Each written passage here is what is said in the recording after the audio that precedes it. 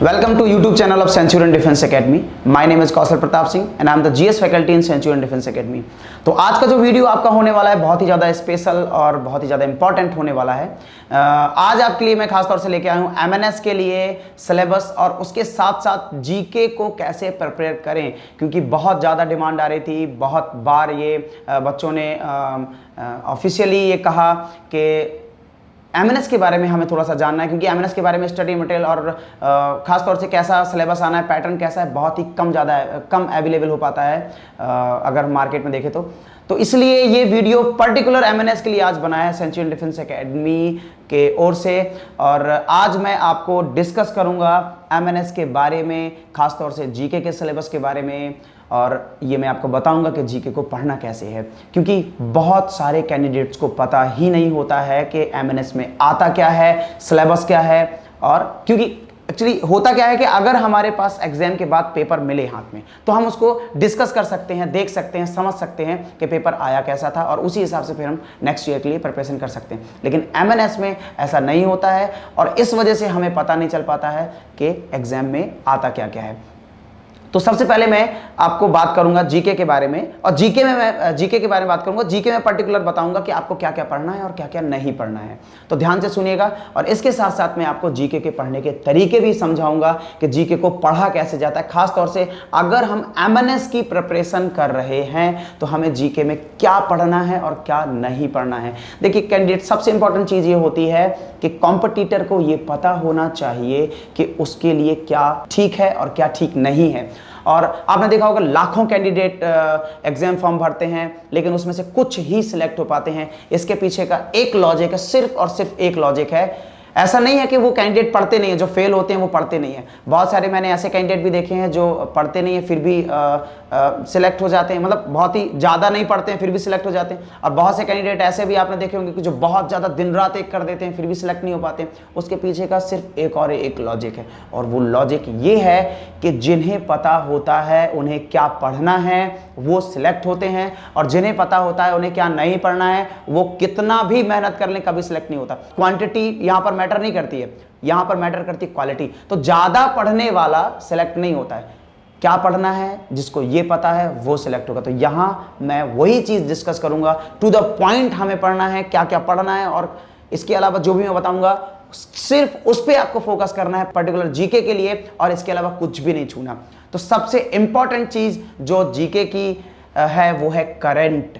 हर government exam में current आता ही आता है, और अगर हर गवर्नमेंट एग्जाम में करंट आ रहा है इसका मतलब है कि करंट का कहीं ना कहीं कोई ना कोई वैल्यू है, और गवर्नमेंट ये चाहती है, इंडियन आर्मी ये चाहती है कि आप अपने आसपास होने वाली गतिविधियों से जागरूक रहें।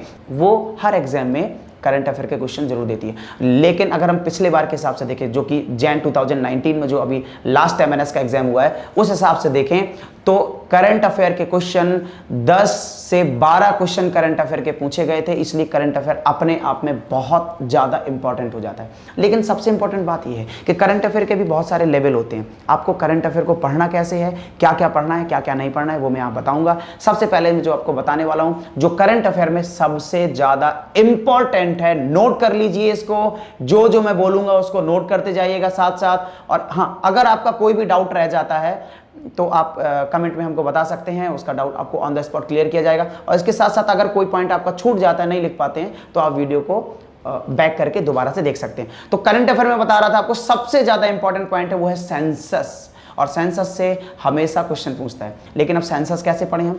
अभी लास्ट में जो हमारी सेंसस हुई है 2011 में, आपको उससे रिलेटेड क्वेश्चन पढ़ना है। एक बात याद रखिएगा, एमएनएस में केवल और केवल स्टैटिक जीके आती है, स्टैटिक जीके और करंट अफेयर। और क्वेश्चंस कैसे पूछा जाएगा, पैटर्न कैसा होता है, वो ऐसा होता है कि एक या आधे लाइन का क्वेश्चन होता है और एक शब्द का आंसर होता है, बस। इससे ज्यादा आपको कुछ भी नहीं पढ़ना है। आपको केवल ऐसे क्वेश्चंस प्रिपेयर करने हैं स्टैटिक के, जो एक लाइन का क्वेश्चन होगा और एक शब्द में आंसर होगा। वो आपको पढ़ना। बहुत यूपीएससी लेवल और आईएसपीसीएस लेवल आपको बिल्कुल भी नहीं जाना, स्टेटमेंट वाले क्वेश्चंस आपको बिल्कुल भी नहीं पढ़ने। उसी तरह से आपको सेंसस में जो पढ़ना है वो भी वन लाइनर क्वेश्चन ही पढ़ने हैं। किस स्टेट की पॉपुलेशन सबसे ज़्यादा है, किस स्टेट का सेक्स रेशियो सबसे लो है, कौन सा हाईएस्ट पॉपुलेशन ग्रोथ स्टेट है, या कहाँ की पॉवर्टी सबसे ज़्यादा है। सेंसस से रिलेटेड बहुत सारे ऐसे क्वेश्चंस होते हैं जो पूछ लेता है इन डेटास के अलावा भी, जैसे सेंसस की थीम क्या थी, सेंसस को किसने कंडक्ट कराया, कौन सी मिनिस्ट्री इसको कंट्रोल करती है, तो इस तरह। और सबसे पहली सेंसस कहाँ हुई थी, थोड़ा सा अगर हम रिलेट करें इसके हिस्ट्री में, मतलब सेंसस के इतिहास में कि पहले कहाँ हुई थी, सबसे पहले किसके टाइम पे सेंसस हुई थी, ये किस नंबर की सेंसस है, तो इस तरीके से सेंसस से क्वेश्चन पूछ सकता है। करंट अफेयर में सेंसस के अलावा अगर हम और भी चीज़ों के बारे में डिस्कस करें तो वो पूछेगा अवार्ड्स। एक साल के दौरान जितने भी अवार्ड एंड ऑनर्स मिले हैं उनको एक बार अच्छे से देख लीजिएगा। इसके साथ साथ एक साल के दौरान होने वाली मिलिट्री एक्सरसाइजेस को भी आपको अच्छे से देखनी होगी। मिलिट्री एक्सरसाइजेस, और ना केवल एक ही देश के अंदर होने वाले मिलिट्री एक्सरसाइज आपको देखनी, जैसे भारत ज्वाइंट एक्सरसाइज कभी कभी करता है एयरफोर्स के साथ मिलके, इंडियन आर्मी और एयरफोर्स मिलके करती हैं, या नेवी उसमें रहती है। उसके अलावा आपको इंटरनेशनल मिलिट्री एक्सरसाइजेस भी देखनी है, जो कि बहुत ज़्यादा इंपॉर्टेंट रहेगी, क्योंकि आप जुड़े हैं डिफेंस फील्ड से। एमएनएस एक डिफेंस फील्ड है, इसलिए डिफेंस के बारे में आपको जानकारी होना कंपलसरी हो जाता है, खासतौर से किसी भी डिफेंस एग्जाम के लिए। अगर आपको डिफेंस के बारे में जानकारी नहीं है तो आप फिर डिफेंस एस्पिरेंट ही नहीं है। इसलिए आपको डिफेंस के बारे में एक बेसिक नॉलेज, बहुत डीप ना हो लेकिन एक बेसिक नॉलेज के सरफेस में नॉलेज आपको होना चाहिए। इसीलिए मिलिट्री एक्सरसाइजेस आपको देखनी होंगी, कौन कौन सी इंपॉर्टेंट है, जिन देशों के साथ हमारे थोड़ा सा अच्छे संबंध है और जिन देशों के साथ हमारे संबंध अच्छे नहीं हैं, उन देशों के साथ खासतौर से जो मिलिट्री एक्सरसाइज हो रही है इंडियन आर्मी या इंडियन एयरफोर्स या नेवी के साथ, उनको देख लीजिएगा। इसके साथ साथ बुक्स, एक साल के दौरान अगर कोई प्रोमिनेंट लीडर बुक लॉन्च कर रहा है तो उस बुक के आने के चांसेस होते हैं एग्जाम में। इसके साथ साथ अगर उस साल कोई बुक अवॉर्डेड है, जैसे बुकर अवार्ड मिला है या नोबेल मिला है लिटरेचर में, तो अगर कोई अवॉर्डेड बुक है एक साल के अंदर की, तो आपको वो पढ़ना बहुत ज़्यादा इंपॉर्टेंट है, क्योंकि उसके आने के चांसेस ज़्यादा रहते हैं। लेकिन ऐसा नहीं है कि बुक्स केवल वो करंट अफेयर से ही पूछता हो, इसके अलावा भी बहुत सारी ऐसी बुक्स हैं जो पूछ लेता है, खासतौर से प्रीवियस टाइम में, पुराने टाइम में जो अवॉर्डेड बुक हैं, जैसे द गाइड हुई आपकी, वाइट टाइगर हुई, गॉड ऑफ स्मॉल थिंग्स हुई, इस तरह से वो बुक भी कभी कभी पूछ लेता है। और खासतौर से वो बुक भी पूछेगा जो किसी बहुत बड़े प्रोमिनेंट लीडर से जुड़ी हुई है, क्रांतिकारी से जुड़ी हुई है, जैसे जवाहरलाल नेहरू हुए, आपके लाला लाजपत राय हुए और राजेंद्र प्रसाद हुए, तो इनसे रिलेटेड भी आपको बुक पूछ सकता है। लेकिन एक बार फिर से मैं रिपीट करूंगा कि बुक आपको वही पढ़नी है जो अवॉर्डेड हैं या डिस्प्यूटेड हैं और या किसी बहुत बड़े प्रोमिनेंट राइटर के द्वारा लिखी गई हैं, वो बुक्स आपको पढ़नी है। इसके अलावा स्पोर्ट, एक साल के अंदर स्पोर्ट की जितनी भी एक्टिविटीज़ हुई हैं, कौन सा टूर्नामेंट कहाँ हुआ है, ओलंपिक गेम हुए हैं, कॉमनवेल्थ गेम हुए हैं, एशियन गेम हुए, कहाँ ऑर्गेनाइज हुए हैं या कहाँ होंगे नेक्स्ट ईयर, क्योंकि ये इंटरनेशनल लेवल के जो गेम होते हैं ये पहले से ही इनको प्री प्लान कर लिया जाता है कि कहाँ इनको ऑर्गेनाइज करना है, तो वो आप देखेंगे। और इसके साथ साथ अवार्ड की मैंने बात की, स्पोर्ट में भी अवार्ड एंड ऑनर होता है, तो स्पोर्ट में जो भी अवार्ड वगैरह मिले हों एक साल के अंदर आपको वो देख लेने होंगे। इसके साथ साथ अगर कोई बहुत ही फेमस न्यूज़ स्पोर्ट्स से रिलेटेड आई हुई, जैसे 2014 में सचिन तेंदुलकर को भारत रत्न मिला था, तो अपने फील्ड के पहले एक ऐसे व्यक्ति थे, यानी कि खेल से एक पहले ऐसे व्यक्ति थे जिनको भारत रत्न मिला, तो वो अपने आप में इंपॉर्टेंट हो जाता है। तो इसी तरह से अगर स्पोर्ट्स रिलेटेड कोई भी न्यूज़ आपको मिले, जैसे इंडिया ने किसी भी गेम में, इंटरनेशनल लेवल गेम में गोल्ड जीता या किसी प्रतिस्पर्धा में कोई मेडल जीता, तो वो भी पूछा जा सकता है। और नेशनल अवार्ड जैसे राजीव गांधी खेल अवार्ड हुआ, आपका ध्यानचंद अवार्ड हुआ, द्रोणाचार्य अवार्ड हुआ, इनको भी आप लोग पढ़ लें क्योंकि ये भी बहुत ज़्यादा इंपॉर्टेंट है। इसके बाद करंट अफेयर में और दो चीज़ें जो इंपॉर्टेंट मेरे पास हैं वो ये हैं कि गवर्नमेंट ऑफिस, हाल ही में अगर कोई गवर्नमेंट ऑफिस चेंज हुआ है, जैसे एनएसजी का चीफ, इंडियन आर्मी का जनरल, नेवी का, एयरफोर्स का जो कमांडर इन चीफ आपका है, हाल ही में अभी एक बहुत ही हाईलाइटेड मुद्दा है, ये सीडीएस वाला एक नया पोस्ट आर्मी में ऐड किया गया है, चीफ ऑफ डिफेंस स्टाफ। इस तरह से आपके क्वेश्चन पूछ सकता है। और इसके अलावा मिनिस्ट्री से भी क्वेश्चन पूछ सकता है कि किस व्यक्ति के पास किस मिनिस्ट्री का चार्ज है करंट टाइम पे, यानी कि होम मिनिस्टर कौन है, डिफेंस मिनिस्टर कौन है और फाइनेंस मिनिस्टर कौन है। इस तरह से ये मिनिस्ट्री ऑफिस भी पूछ सकता है, तो इनको आप एक बार देख लीजिएगा। और करंट अफेयर में हालांकि बहुत सारी चीज़ें पूछने के योग्य हैं, जो पूछी जा सकती हैं, लेकिन मैंने जो आपको बताई हैं ये अपने आप में 70 to 80% एरिया कवर कर लेती हैं और आपको इनमें ज़्यादा फोकस करना है। पढ़िएगा सब आप, लेकिन जो चीजें मैंने डिस्कस की हैं इनमें आपको ज्यादा फोकस करना है। इसके अलावा स्टैटिक जीके की अगर मैं बात करूं, करंट अफेयर के अलावा, तो स्टैटिक जीके में कौन कौन से टॉपिक है जो आपको सबसे ज्यादा पढ़ने हैं और जीके पढ़ना कैसे है वो भी मैं आपको डिस्कस करूंगा। तो जैसा कि हम लोग क्लास में जो फॉलो करते हैं पैटर्न, वो सेंचुरियन एकेडमी की ये जो सेंचुरियन पब्लिकेशन की बुक, जनरल नॉलेज की बुक है, ये एमएनएस और वन लाइनर एग्जाम जितने भी होते हैं उनके पर्पज से ये बुक बनाई गई है टीम सेंचुरियन ने। तो क्लास में जो फॉलो होता है वो पूरा ये इसी बुक का पैटर्न फॉलो होता है और मैं इसी के आधार पर ही आपको डिस्कस करूंगा, पॉइंट बताऊंगा कि कौन कौन से इंपॉर्टेंट है। तो साथ साथ आप नोट करते जाइएगा। इसमें सबसे इंपॉर्टेंट, जैसे मैं डिफेंस के बारे में भी आपको बताया, डिफेंस रैंक और उसके हेडक्वार्टर पूछने के बहुत ज्यादा चांसेस होते हैं। तो डिफेंस रैंक आप देखेंगे, इक्विवेलेंट रैंक, कौन सी रैंक किसके बराबर होती है, आर्मी की कौन सी रैंक एयरफोर्स के किस रैंक के बराबर है, ये और सीक्वेंस उनका आपको पता होना चाहिए। और इसके अलावा हेडक्वार्टर्स बहुत ज़्यादा इंपॉर्टेंट है आपके लिए। डिफेंस के हेडक्वार्टर कौन सा, इंडियन आर्मी में कितने हेडक्वार्टर हैं टोटल, कौन सा किस टाइप का हेडक्वार्टर है, एयरफोर्स का आपका ईस्टर्न हेडक्वार्टर किधर है, ईस्टर्न कमांड का हेडक्वार्टर किधर है, इस तरीके से क्वेश्चन आपके पूछे जा सकते हैं। तो डिफेंस के बारे में एक बार ओवरव्यू आप लोग देख लीजिएगा, बहुत डीप पढ़ने की बिल्कुल भी जरूरत नहीं है और घबराने की भी बिल्कुल जरूरत नहीं है। स्टैटिक जीके समझने वाली चीज़ भले ही नहीं है, लेकिन अगर आप इसको बार बार पढ़ेंगे तो आपको आ जाएगा। वो कहते हैं ना, एक पुरानी कहावत है कि करत करत अभ्यास ते जड़ मत होत सुजान। तो जब आप किसी चीज को बार बार दोहराएंगे तो वो आपके दिमाग में जड़ जाएगी। बस यही फंडा होता है स्टैटिक जीके को पढ़ने का। आगे बढ़ते हैं हम। आगे हमारे पास है जैसे 2019 का जो पिछली बार आपका एग्जाम हुआ था जैन में, उस हिसाब से ही मैंने ये प्रिपेयर किया है, बनाया है आपके लिए। तो इसमें कैपिटल और करेंसी बहुत इंपॉर्टेंट चैप्टर्स में से एक माना जाता है।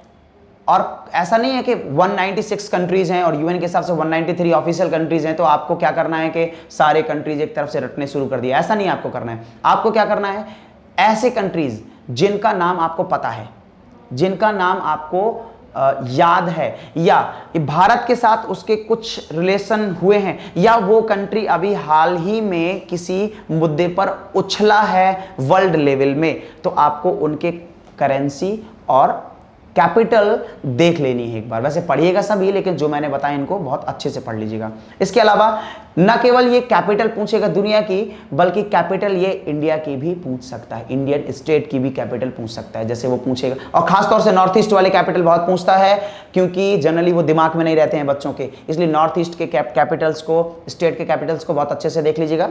और इसके साथ साथ कैपिटल के साथ साथ स्टेट की लैंग्वेज, जैसे कुछ एग्जाम्स में देखा है मैंने, पूछा गया है कर्नाटक की लैंग्वेज कौन सी है ऑफिशियल लैंग्वेज, या वहां पे बहुत ज्यादा बोली जाने वाली लैंग्वेज, केरल की ऑफिशियल लैंग्वेज कौन सी है। और हाँ, साथ साथ एक और कंफ्यूज करने वाले क्वेश्चन भी लैंग्वेज में पूछ लेता है कि लक्षद्वीप में कौन सी लैंग्वेज बोली जाती है। अब जाहिर सी बात है, लक्षद्वीप केरल के बगल में एक आइलैंड है, तो मलयालम ही बोली जाएगी वहां पे। इस तरह से क्वेश्चन पूछ सकते हैं। आगे देखेंगे डेज एंड थीम।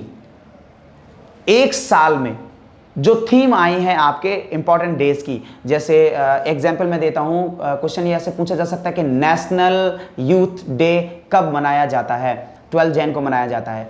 तो इसी तरह से आपके डेज पूछ लेगा, 2 अक्टूबर को कौन सा डेज मनाया जाता है, नॉन वायलेंस डे बनाते हैं हम लोग, इस तरह से डेज। और इसके साथ साथ इस साल की जो थीम डिजाइन की गई है उस डे के लिए, वो भी आप लोगों के लिए पढ़ना जरूरी हो जाता है। फिर से मैं वही बताऊंगा आपको, सारी चीजें नहीं पढ़नी है आपको, बहुत ही ज़्यादा प्रोमिनेंट पर्सन के साथ अगर वो डे जुड़ा हुआ है तो उसको आपको पढ़ना है। इंपॉर्टेंट क्या है, और ये तभी होगा जब आप बार बार चीज़ को पढ़ेंगे तो आपके दिमाग में आएंगे। इसके बाद हम लोग देखेंगे 2 टॉपिक हैं जिसकी शुरुआत ही स्टैटिक जीके की शुरुआत मानी जाती है। एक टॉपिक है आपका first in India and world, और दूसरा है आपका superlative in India and world.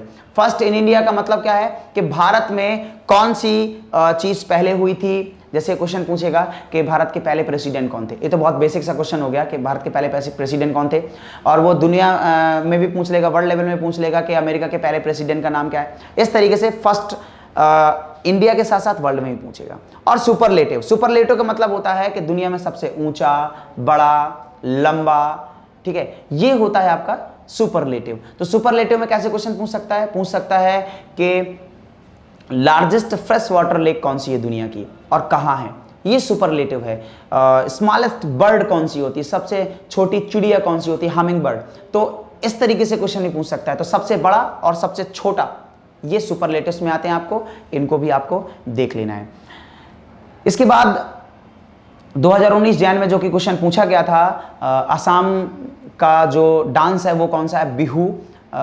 इसलिए डांस और फेस्टिवल भी हमारे लिए बहुत इंपॉर्टेंट हो जाते हैं, खास तौर से इंडियन स्टेट के फेस्टिवल और डांस। और आपको ज़्यादातर देखना एग्जाम में आपको मिलेगा साउथ इंडिया या नॉर्थ ईस्ट इंडिया, तो डांस साउथ इंडिया या नॉर्थ ईस्ट इंडिया, और फेस्टिवल भी साउथ इंडिया या नॉर्थ ईस्ट इंडिया के ही ज़्यादातर पूछे जाते हैं। हाँ, गुजरात वगैरह और पंजाब वगैरह का भी एक दो बार पूछा गया है एग्जाम में। तो आप क्या करेंगे, डांस और फेस्टिवल को भी देख लेंगे इंडियन स्टेट के। इसके बाद ज्योग्राफिकल एपिथेट। ज्योग्राफिकल एपिथेट मतलब क्या होता है, भौगोलिक उपनाम। जैसे हमारे सेंचुरियन एकेडमी का जो हेड ऑफिस है वो लखनऊ में, लखनऊ एक ऑफिशियल नेम हो गया, ठीक है। और लखनऊ को हम जनरली बोल देते हैं नवाबों का शहर। तो ये जो लखनऊ को हमने नवाबों का शहर बोला, ये इसका एक निक नेम है, उपनाम है। तो वो ज्योग्राफिकल एपिथेट पूछ लेता है। तो इसी तरह से और भी बहुत सारे कंट्रीज है जिनका निक नेम दिया गया है। जैसे पूछा गया है कॉकपिट ऑफ द यूरोप किसे कहते हैं, बेल्जियम हो गया आपका। पेसेंट ऑफ द यूरोप किसे कहते हैं, टर्की हो गया। पेसेंट ऑफ द एशिया किसे कहते हैं, चाइना हो गया। तो इस तरीके से क्वेश्चन पूछ सकता है। किवी पीपल किसको कहते हैं, किवी लोग, न्यूजीलैंड के लोग को किवी लोग कहा जाता है। तो ये ज्योग्राफिकल एपिथेट हो गए हैं, निकनेम हो गए हैं, इनको आप एक बार अच्छे से देख लीजिएगा। और इसके बाद ज्योग्राफिकल लोकेशन से बहुत ज़्यादा क्वेश्चन पूछते हैं, और लोकेशन में बहुत सारी चीज़ें आ जाती हैं, नोट करते जाइएगा। मैं सीक्वेंस से आपको बताता जा रहा हूँ। सबसे पहले मोनूमेंट्स, हिस्टोरिकल मोनूमेंट, अजंता की गुफा कहाँ है, एलोरा की गुफा कहाँ है, ये क्वेश्चन पूछ लेगा। कंदरिया महादेव टेम्पल कहाँ है, कोणार्क सूर्य मंदिर, ये भी पूछ सकता है। ये हिस्टोरिकल मोनूमेंट्स हैं, इनको भी आपको देखना है। इसके साथ रिवर, सिटी, खासतौर से ऐसे सिटी जो किसी नदी के किनारे बसे हुए हैं, या कौन सी सिटी किस नदी के किनारे है, ये डायरेक्ट क्वेश्चन वो आपसे पूछ सकता है। तो river, city, dam, lake, national park and wild life sanctuaries, ये लोकेशंस में आ जाती हैं। इसके अलावा nuclear power plant and thermal power plant. Thermal तो वैसे नहीं पूछता है, बहुत ही रेयर होता है पूछेगा। न्यूक्लियर पावर प्लांट पूछने के चांसेस रहते हैं। और न्यूक्लियर पावर प्लांट से बहुत डिटेल नहीं पूछेगा वो आपसे, वो सिर्फ पूछेगा कि कौन सा न्यूक्लियर पावर प्लांट किस स्टेट में है, बस सिर्फ इतना आपको याद करना है। बहुत लंबा चौड़ा नहीं पढ़ना है आपको कि बहुत बोझ रख लें अपने सिर पे और दिमाग में रख लें कि अरे एमएनएस में तो बहुत क्वेश्चन आते हैं कैसे पढ़ें,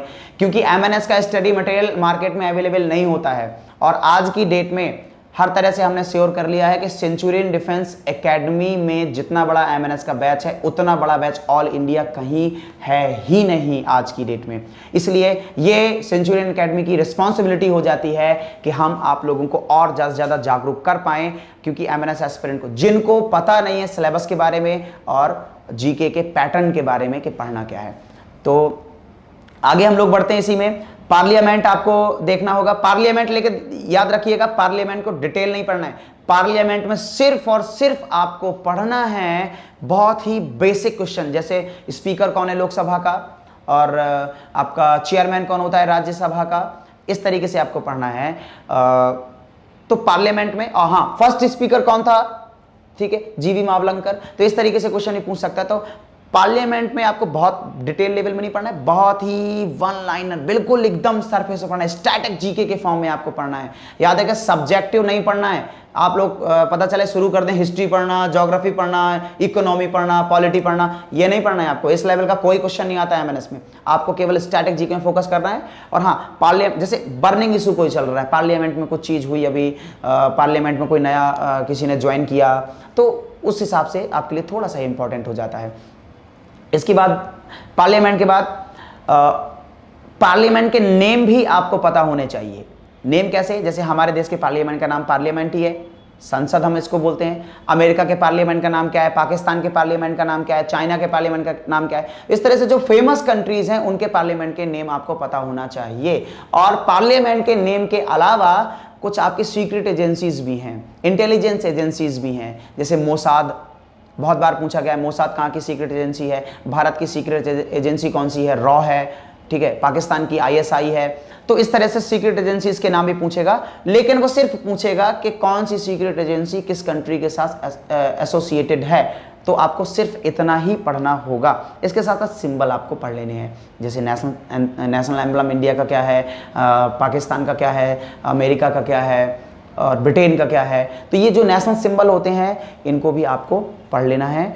और इसके बाद आपको देखना है इंसिडेंट ऑफ हिस्ट्री, बहुत डिटेल नहीं देखनी है। इंसिडेंट ऑफ हिस्ट्री का मतलब क्या है, बहुत ही मुख्य जो घटनाएं हुई हैं हमारी, जैसे गांधी जी का नॉन कॉपरेशन मूवमेंट हुआ, खास तौर से प्रोमिनेंट लीडर से जुड़ी हुई, और कोई ऑर्गेनाइजेशन है जैसे राजा राम मोहन राय ने किस सभा की स्थापना की, किस समाज की स्थापना की, और आपके बहुत ही फेमस लीडर हैं जैसे महात्मा गांधी ने किस मूवमेंट को स्टार्ट किया, और बाल गंगाधर तिलक उन्होंने किस मूवमेंट को स्टार्ट किया, किस होम रूल लीग बनाई थी उन्होंने, एनी बेसेंट है आपकी। तो इनसे रिलेटेड आपको केवल और केवल इंपॉर्टेंट इंसिडेंट देख लेने हैं, बाकी कुछ भी नहीं देखना। हालांकि ये आता नहीं है, आने के चांसेस बहुत कम है, लेकिन एक बार फिर से इसको पढ़ लीजिएगा। तो ये जो मैंने आपको जीके का सिलेबस डिस्कस किया आज, और अब मैं आपको जल्दी से बता देता हूं कि जीके आपको पढ़ना क्या है। तो जीके आपको पढ़नी कैसे है। तो जीके में आपको समझने जैसी कोई चीज नहीं होती, इस चीज को याद रखिएगा। जीके को आप ट्रिक बना के पढ़ सकते हैं, अपने दिमाग में ट्रिक बना के उसको पढ़ा जा सकता है। जैसे एक बुक है गन आइलैंड, आया था अभी, गन आइलैंड बुक का नाम है, और उसके जो राइटर है अमिताभ घोष। तो उसको आप एक फनी ट्रिक आप बना सकते हैं, जैसे गन अमिताभ बच्चन से आप याद रख सकते हैं कि अमिताभ बच्चन गन चलाते, तो अमिताभ बच्चन गन चला रहे हैं, तो ऐसे आप याद रख सकते हैं कि अमिताभ घोष ने जो बुक लिखी है वो गन आइलैंड लिखी है। तो इस तरह की आपको फनी ट्रिक खुद से बनानी पड़ेगी, जैसे हम लोग क्लासरूम में पढ़ाते हैं, एकदम फनी वे में, एकदम रिलैक्स वे में जीके को पढ़ना है। और इस तरीके से जीके पढ़ के आप पूरी तरीके से जीके को एब्जॉर्व कर सकते हैं। फिर से मैं उसी चीज को दोहराऊंगा जो मैंने स्टार्टिंग में आपको बताई थी कि प्रेशर आपको बिल्कुल भी नहीं लेना है। एक चीज बताइए, प्रेशर लेके क्या होगा? प्रेशर लेने से आप क्या अचीव कर लेंगे? क्या जीके आपको आने लगेगी? क्या आप एमएनएस क्लियर कर जाएंगे? तो प्रेशर आपको नहीं लेना है। प्रेशर लेने से क्या होगा कि बाकी के सब्जेक्ट भी आपके बेकार हो जाएंगे और आप फिर कॉन्फिडेंस आपका एकदम डाउन हो जाएगा। तो बिल्कुल रिलैक्स रहना है आपको। सबसे पहले अपने दिमाग को रिलैक्स रखना है, उसके बाद पढ़ना है। और पढ़ना कैसे? उसको रटना है। रटने का मतलब ऐसा नहीं है कि आप चिल्ला रहे हैं उसी को बार बार। रटने का मतलब ये होता है, एक पॉजिटिव वे में अगर हम देखें तो एक चीज, एक लाइन को आपने पढ़ा एक सरसरी नजर से, थोड़ी देर बाद उसको फिर पढ़िए, थोड़ी देर बाद उसको फिर पढ़िए, बार बार उसको देखते रहिए। जब वो दिन में 20 बार आपके आंखों के सामने से होकर गुजरेगा तो वो आपको चीज रट जाएगी। जैसे आप घर से स्कूल जा रहे हैं तो शुरू में अगर आपको स्कूल का रास्ता नहीं पता है तो आपको ध्यान रखना पड़ेगा कहाँ मुड़ना है, मुझे लेफ्ट जाना है कि राइट जाना है। लेकिन आप जब 3-4 बार स्कूल से घर आ जाएंगे तो फिर आपके दिमाग को डिसीजन नहीं लेना पड़ेगा, ऑटोमेटिक आपकी बॉडी टर्न हो जाएगी, अब राइट जाना है, अब लेफ्ट जाना है। सेम चीज होती है स्टैटिक जीके के साथ कि जब आप चीजों को बार बार देखेंगे तो वो इतनी इजी हो जाएंगी कि आपको दिक्कत ही नहीं होगी। तो ये डिस्कस किया स्टैटिक जीके को। अगर इसके अलावा भी आपका कोई डाउट है, क्वेरी है तो आप हमको कमेंट सेक्शन में दे सकते हैं। बाकी ये बुक अगर आप परचेज करना चाहते हैं तो हमारे ऑफिशियल वेबसाइट में ये अवेलेबल है, इसको डिस्क्रिप्शन में आपको लिंक मिल जाएगी। और अगर आपको किसी भी किसी भी जानकारी को अपडेट करना है और आप और ज़्यादा जानना चाहते हो एकेडमी के बारे में और एमएनएस के पैटर्न के बारे में, तो अगर आपको और भी कोई जानकारी लेनी है, अपडेट होना चाहते हैं एमएनएस के बारे में या किसी भी डिफेंस एग्जाम के बारे में, तो आप हमारे जो स्टडी पोर्टल है सेंचुरियन डिफेंस एकेडमी का defenseguru.co.in पे आप विजिट कर सकते हैं। बाकी आपको जितने भी इंफॉर्मेशन है, जैसे वेबसाइट है हमारी ऑफिशियल या डिफेंस पोर्टल है, तो आपको डिस्क्रिप्शन में मिल जाएगी। और एक चीज़ और, अंत में चलते चलते मैं आपको एक चीज़ और बता दूं कि एमएनएस का क्रैश कोर्स अभी जारी है, एडमिशन ओपन है, आप चाहें तो एडमिशन ले सकते हैं। बाकी थैंक यू, गुड लक, जय हिंद।